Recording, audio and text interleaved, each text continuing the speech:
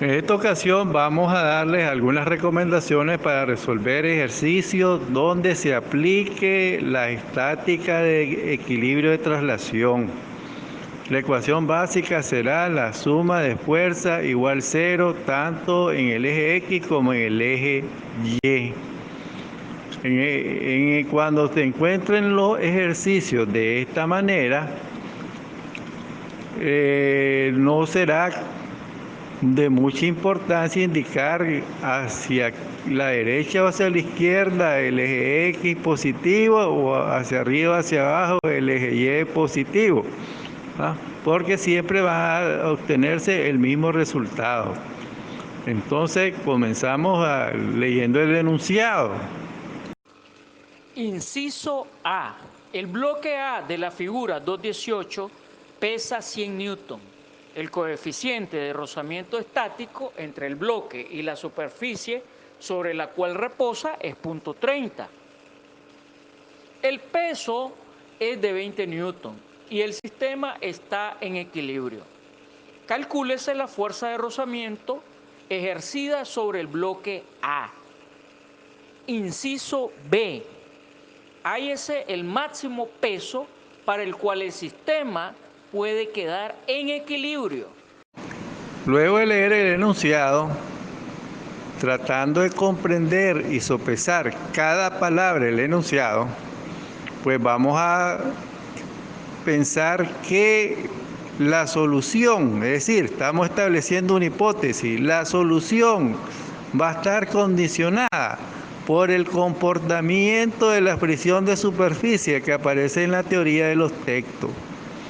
Y vamos a tratar de trabajar bajo la premisa de que el coeficiente de fricción estático está hablando de un máximo de coeficiente de fricción, dado el comportamiento que ustedes pueden leer en los textos.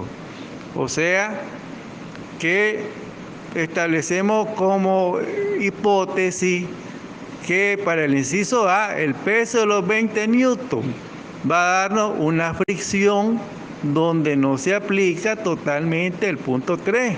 Por lo tanto, no será un dato que vamos a tomar en cuenta en el inciso A, el coeficiente de fricción en punto 3.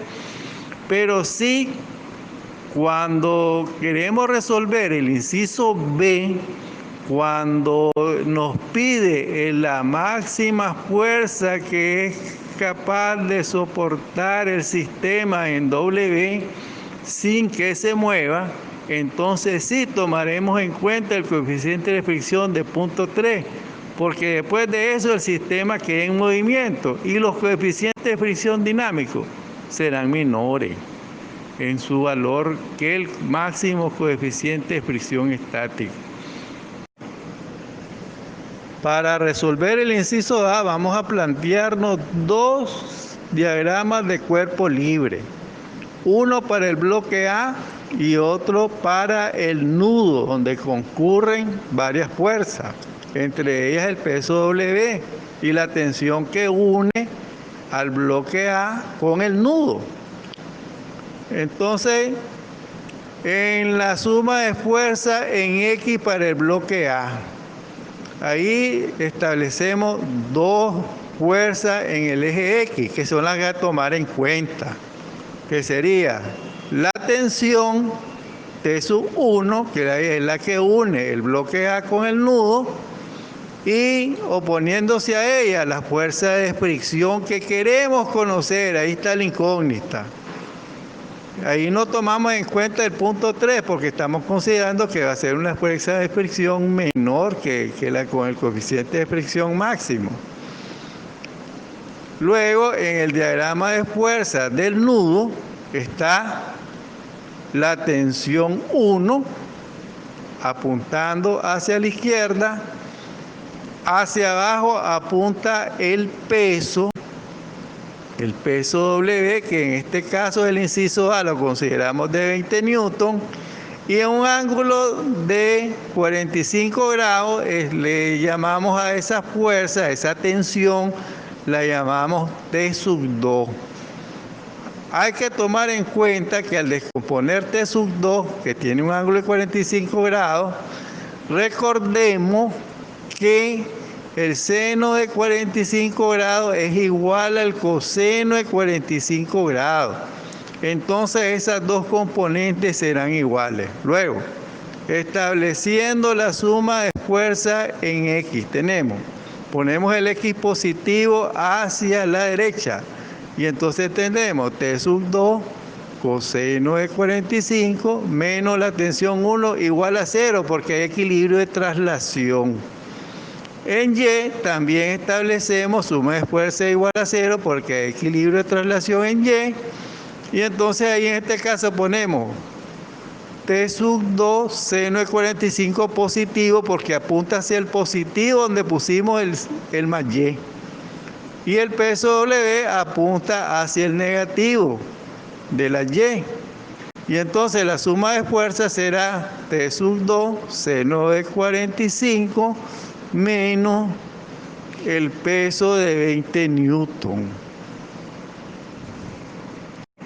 Luego de establecer las ecuaciones, vamos a recomendar el siguiente método para encontrar el valor de la T sub 1 que nos interesa, porque es igual a la fricción. Entonces, en las ecuaciones del nudo establecemos la división T sub 2 seno de 45 sobre T sub 2 coseno de 45 igual a los 20 newtons sobre T. El caso sería la T sub 1. Despejamos la T sub 1, pues ponemos los valores y obtenemos el valor de T sub 1 que es igual a la fricción.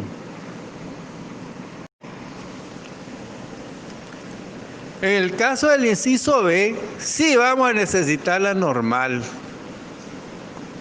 Observaron que no ocupamos la normal en el paso anterior, pero así vamos a necesitar el valor porque el valor de la fricción de superficie depende de la normal. Entonces, de la suma de fuerzas en Y obtenemos el valor de la normal, que es igual al peso del bloque, en este caso los 100 newton. Luego, en la suma de fuerzas en X, del bloque A, el diagrama del bloque A, bueno, establecemos siempre el equilibrio de fuerza, y en este caso la tensión 1 va a ser igual a la fricción, pero tomando en cuenta el valor del punto 3 por los 100 newtons de la normal. Luego vamos a establecer el diagrama de fuerzas del del nudo. En el nudo siempre ponemos T seno de 45 en el positivo de la Y, el peso W, pero ahora el peso W es la incógnita. Luego, en el eje X, siempre establecemos matemáticamente el equilibrio de fuerza. Y en este caso tenemos T sub 2 coseno de 45 menos la tensión 1, de la cual ya obtenimos el valor. Establecemos la división y despejamos nuestra incógnita, que en este caso será W. Pueden observar aquí el cálculo y podemos generalizar unos tips para los casos del equilibrio de traslación. Bueno, en este caso, si ustedes pueden observar que independientemente de escoger, por ejemplo, el eje X hacia la derecha positivo o el eje X hacia la izquierda positivo, siempre nos va a dar el mismo resultado. Lo mismo con el eje Y. Y el equilibrio de traslación, tomen en cuenta que no significa, por lo tanto, que no hay fuerza. El equilibrio de traslación significa que las fuerzas están equilibradas, es decir, hay dos vectores iguales y opuestos. Así se debe interpretar la suma de fuerzas igual 0, tanto en el eje X como el eje Y. Bueno, espero que a estas alturas ya hayas revisado los textos sobre la fricción de superficie. Hay una curva ahí, una gráfica del comportamiento de la fricción de superficie, Y están las indicaciones del comportamiento y la comparación entre el coeficiente de fricción estático que sale en las tablas y el coeficiente de fricción dinámico. Una cosa, antes de cerrar, fíjense que aunque el sistema se esté moviendo, ¿verdad?, y se tenga que aplicar el coeficiente de fricción dinámico, puede ser que la suma de fuerzas sea cero, porque el sistema se puede estar moviendo con una rapidez constante en esa dirección y entonces se tenga que aplicar el coeficiente de fricción dinámico, cinético. Cualquiera de las dos maneras siempre indica que esa fricción es tomada en cuenta cuando hay movimiento, y ese coeficiente de fricción cuando hay movimiento va a ser menor que el coeficiente de fricción estático que aparece en las tablas. Una aplicación de los coeficientes, esto se da en las investigaciones de accidentes de tránsito.